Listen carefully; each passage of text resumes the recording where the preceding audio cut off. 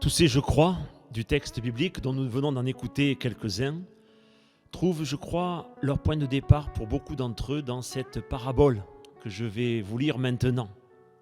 Non pas bien sûr dans le texte en soi, mais le fait qu'il y ait eu un jour, un moment, quelqu'un qui a croisé notre route et qui nous a permis à notre tour de dire ce je crois. Ce quelqu'un est appelé dans cette parabole un semeur. Voici donc ce texte dans l'évangile de Matthieu, les versets 1 à 10 et puis 18 à 23 du chapitre 13. Ce même jour, Jésus sortit de la maison et s'assit au bord de la mer. Une grande foule s'étant rassemblée auprès de lui, il monta dans une barque et il s'assit. Toute la foule se tenait sur le rivage. Il leur parla en parabole sur beaucoup de choses et il dit « Un semeur sortit pour semer. Et comme il semait, une partie de la semence tomba le long du chemin. Les oiseaux vinrent et la mangèrent. Une autre partie tomba dans les endroits pierreux où elle n'avait pas beaucoup de terre. Elle leva aussitôt, parce qu'elle ne trouva pas un sol profond. Mais quand le soleil parut, elle fut brûlée et sécha, faute de racines. Une autre partie tomba parmi les épines. Les épines montèrent et l'étouffèrent. Une autre partie, enfin, tomba dans la bonne terre. Elle donna du fruit, un grain 100, un autre 60, une autre 30. Que celui qui a des oreilles pour entendre, entende. Vous donc, mes disciples, écoutez ce que signifie la parabole du semeur. Lorsqu'un homme écoute la parole du royaume et ne la comprend pas, le malin vient et enlève ce qui a été semé dans son cœur.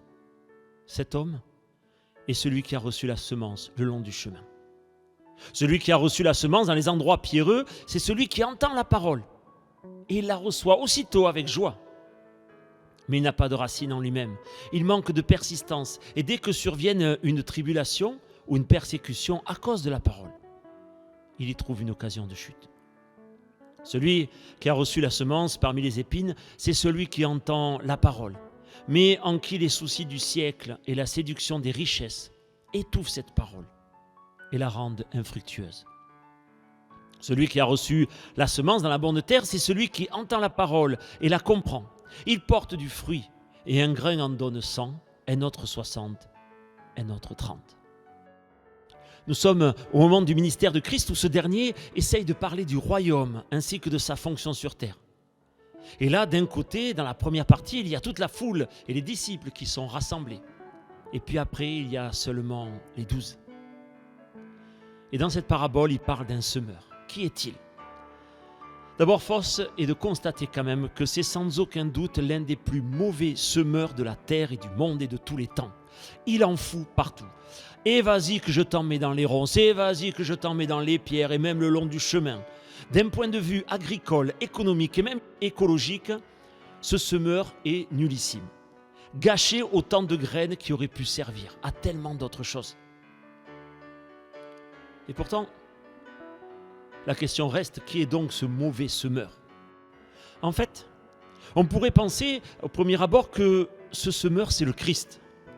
Et d'ailleurs, plusieurs commentateurs vont dans ce sens. En fait, rien ne nous le confirme dans l'explication que Jésus donne aux disciples.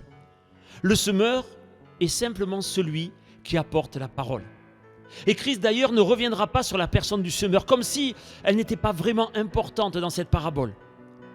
Comme si le semeur pouvait être n'importe qui, vous ou moi. Nous sommes tous et toutes appelés à être des semeurs de la parole. Celui qui sème, c'est celui qui a déjà reçu comme un don cette parole et qui du coup va aller la partager. Le semeur ne respecte pas un projet, un terrain fertile. Il sème partout, sur tous les terrains, même si cela a l'air fou, même si cela a l'air incompréhensible. Et en fait, le piège de cette parabole serait de croire que l'image du terrain, mauvais ou fertile, correspondrait à un lieu, à un âge, à un type de personne, à quelque chose qui est extérieur à nous. Et j'en passe. On pourrait penser que Christ nous donnerait les moyens de connaître quel est le bon terrain, les bonnes personnes. Et soyons clairs, c'est une tendance bien humaine de se dire que telle ou telle personne ne vaut pas la peine d'effort parce que de toute façon, on le sait bien, on n'en tirera rien de bon. Le terrain dont nous parle Christ n'est pas à l'extérieur de nous. Il n'est pas et il ne sera jamais à l'extérieur de nous. Il est à l'intérieur de nous. Quel que soit notre rang social, nos origines, notre paraître, la graine poussera ou pas, non pas par rapport à ce qui nous entoure, mais par rapport à notre propre relation personnelle et intime avec Dieu.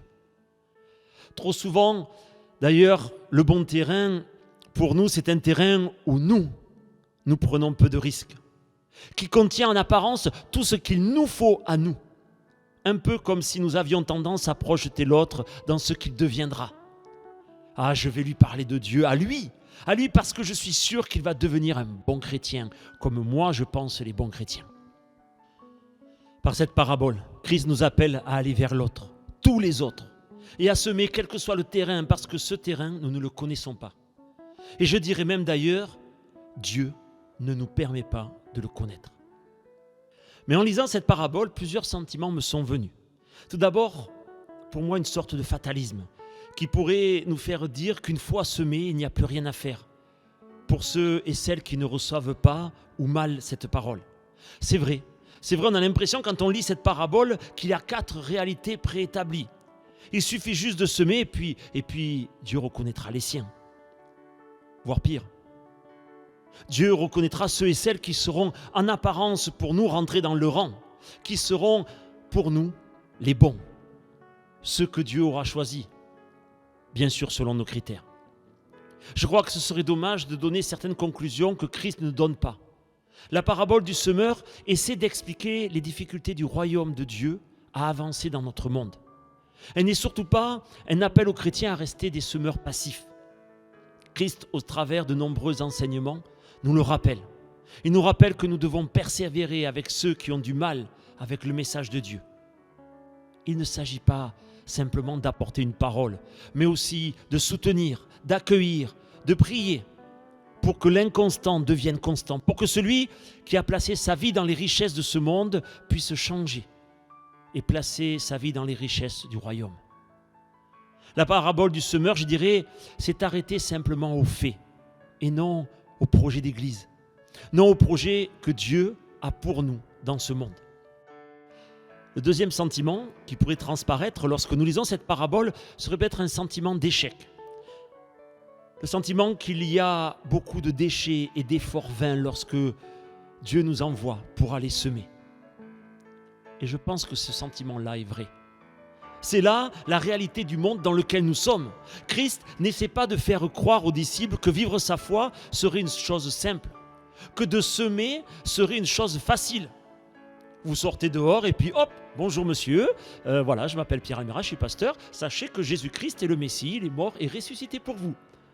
Et là, bien sûr, la réponse est oh, Amen, Alléluia, quelle bonne nouvelle! Et bien sûr, je répondrai alors du tac au tac. Voilà, vous avez juste à suivre la longue file d'attente devant mon temple pour vous enregistrer comme membre. Et bien sûr, pensez aux gestes barrières et 1 mètre de distance. Qui pourrait penser cela? Il y a effectivement dans cette parabole une notion importante qui est le travail du semeur. Un travail qui prend du temps. Un travail qui n'a pas de frontières. Nous sommes appelés à semer et à semer sans cesse, afin que simplement le verset 23 puisse être vécu pleinement. Non pas simplement pour notre communauté, mais pour Dieu seul. Celui qui a reçu la semence dans la bonne terre, c'est celui qui entend la parole et il la comprend. Il porte du fruit et un grain en donne 100, un autre 60, un autre 30. Il entend la parole. Il devient quelque chose d'autre, un épi. Et cet épi, du coup, produit des graines. Il porte des fruits. Et porter des fruits pour Christ, c'est simplement devenir serviteur de Dieu et des autres. Devenir à notre tour un semeur. Alors oui, la vie du semeur, que ce soit le chrétien ou l'Église, est quelque chose qui doit nous prendre du temps, qui nous demande des efforts et surtout qui nous demande à ne pas chercher à savoir où l'on prêche, ni à qui l'on prêche. Dieu nous appelle à semer partout où l'on peut. Et lorsque nous avons apporté la parole, il ne s'agit pas de la laisser se débrouiller toute seule. Mais nous sommes aussi appelés à essayer de rendre chaque terrain le plus fertile possible. C'est sur la croix que Christ a apporté une dernière parole en tant que semeur. Qui aurait cru? Qui d'entre nous aurait cru que le terrain était fertile? Amen.